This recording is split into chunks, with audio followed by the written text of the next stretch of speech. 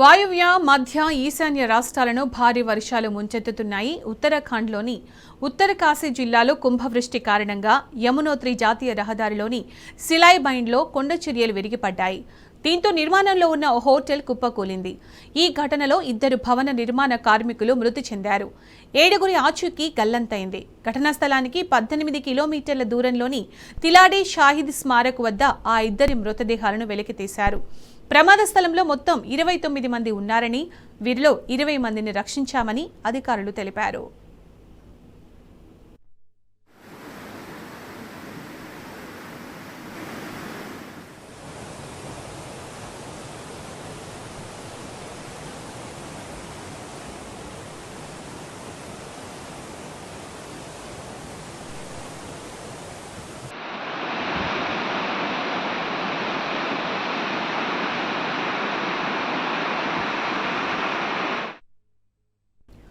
వరదల కారణంగా చార్ధామ్ యాత్రను 24 గంటల పాటు అధికారులు నిలిపివేశారు.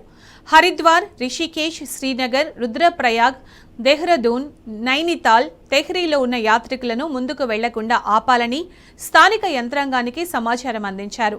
ముందు జాగ్రత్త చర్యల్లో భాగంగా యాత్రను తాత్కాలికంగా నిలిపివేస్తున్నట్లు అధికారులు తెలిపారు.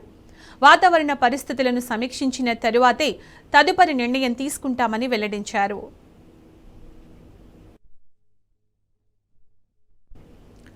రుద్రప్రయాగ్లోని బంగర్పట్టిలో 12 గ్రామాలను కలిపే మయాలి రామ్దార్ రోడ్డుపై ఉన్న వంతెన తెగిపోవడం వల్ల అక్కడి జనజీవనం స్తంభించిపోయింది.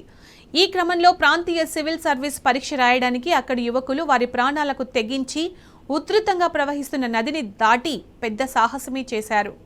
వికాస్ ఖండ్ జకోలీలోని కూనాగఢ్ గదేరా వాగు పొంగి పొర్లడంతో పొంతి, మునియాఘట్ల మధ్య నిర్మించిన వంతెన తెగిపోయింది.